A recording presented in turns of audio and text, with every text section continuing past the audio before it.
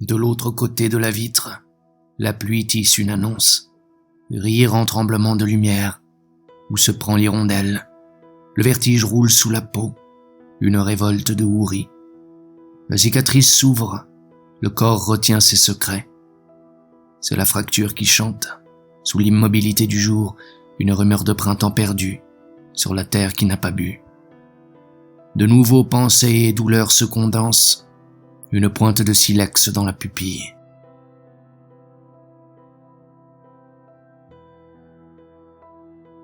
Rêve, tu es sans frontières, comme la terre. Parfois le bord d'un gouffre et parfois le pied d'une montagne. Le rêve est un sommet. Qui, sinon moi, peut aujourd'hui vaincre un sommet? Et obstinément je me rue vers les hauteurs, même si l'horizon ne se montre qu'à peine à travers le brouillard. Tu crois que c'est un nuage? Regarde mieux. C'est ton ombre qui recouvre le sommet. Et si tu es né brave, cherche en toi-même l'origine de ton rêve. Au danger, comme au soleil, montre ton visage, afin que ton ombre ne déborde pas.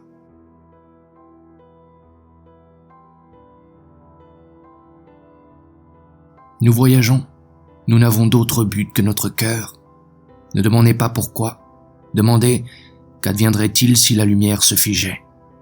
Pour atteindre ce cœur, il nous faut franchir cette montagne et cette mer. Ne demandez pas pourquoi. Demandez qu'adviendrait-il si le vent perdait son chemin. Nous voyageons, car celui qui voyage espère rencontrer Dieu en route. Ne demandez pas pourquoi. Demandez qu'adviendrait-il si Dieu n'existait pas.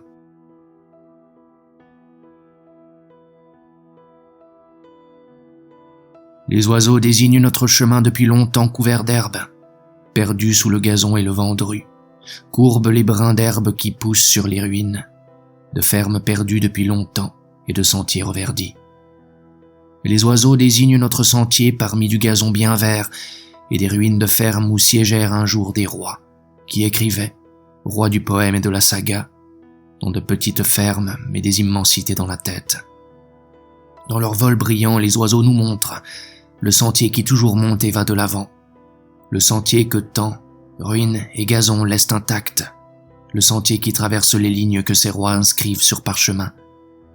Perdus les fermes et perdus les sentiers battus des vents, et le sentier du poème et de la saga est toujours ouvert et libre.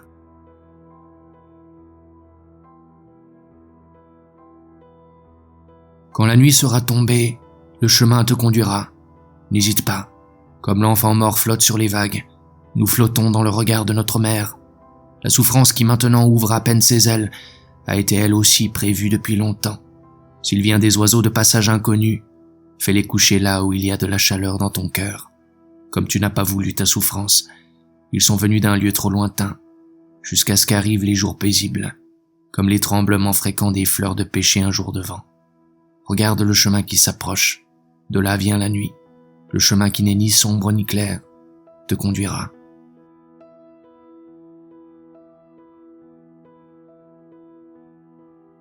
Atride, ou Apatride, ou Atlantide, ils me disent que j'étais d'ici ou de là, que mes ancêtres avaient quitté un espace comblé de vide pour faire de moi une île. Et je devins continent. Leur océan s'en mêla par une géographie sublimée aux ganges de mes nervures, et de sages sophismes déferlèrent ma pensée.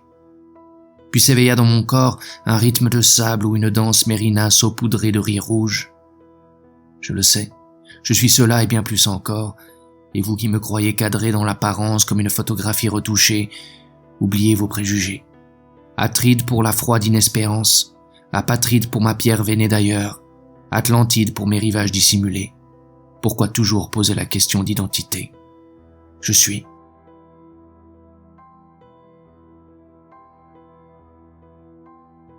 Est ton pays celui qui t'ouvre les portes, sans fouiner dans la besace de tes songes? Est ton pays celui qui t'indique où mettre tes songes en lieu sûr? Nul ne naît en terre étrangère, l'espace appartient à l'homme, dont le sort est d'errer. Ne me demande pas mon pays d'origine, regarde dans mes yeux baissés la fêlure des horizons. Quitte à parler du mot exil, je ne le prononce plus. Bâtis dans ton cœur des terres de réserve, des îles vierges, ne demande à l'espace qu'un peu d'immobilité, le temps d'une halte. Il faut bêcher le territoire au jour le jour, y planter un drapeau blanc, et non des épouvantails qui a peur les oiseaux. L'exil est aussi ce chemin qui délivre de la solitude. Tout homme seul porte la longueur du temps sur ses épaules. Il pleure le cloisonnement de l'espace. Mais toi, regarde plutôt la splendeur des songes égarés dans l'herbe de ton enfance.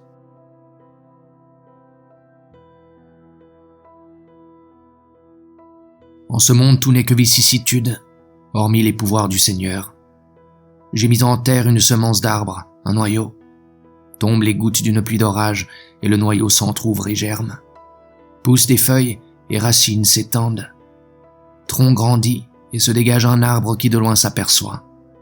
Feuillage et branches ensemble réunis, c'est alors que l'ombre lui sied bien.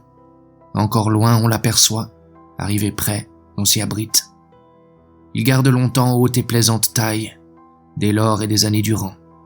Puis racines affleurent et force décline. Branches se courbent et feuillage jaunit. Le voilà vieux, hanté des chauves-souris. Son bois s'allège et le voilà par terre.